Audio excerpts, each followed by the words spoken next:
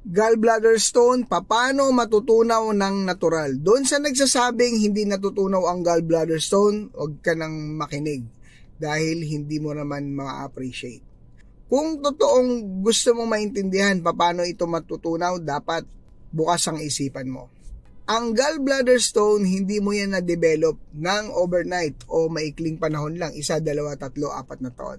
Na-develop mo ito sa mahabang panahon, unhealthy yung diet at lifestyle mo. Ibig sabihin, masarap yung buhay mo, unti-unti itong na-develop at lumaki ng lumaki. Ang katawan po natin may self-healing. Lahat ng mali sa katawan, alam niyang ilabas o alam niyang tunawin, katulad ng mga bato na yan. Nang dahan-dahan. Consistent, healthy lifestyle na tama, kaya marami tayong videos.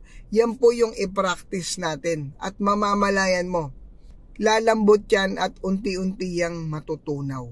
Ang delikado, kung masyado na itong malaki, parang sunog lang yan, na pag maliit pa, madali lang maapula o patayin. Ganon din po yung gallbladder stone. Huwag na natin intayin pang bumara.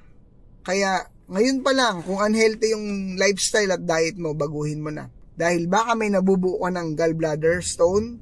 So ngayon pa lang, kung maliliit pa lang yan, matutunaw yan unti-unti. At hindi mo na mararamdaman ang symptom pa or sa mga darating na panahon. Kung simula ngayon, babaguhin mo na yung lifestyle mo.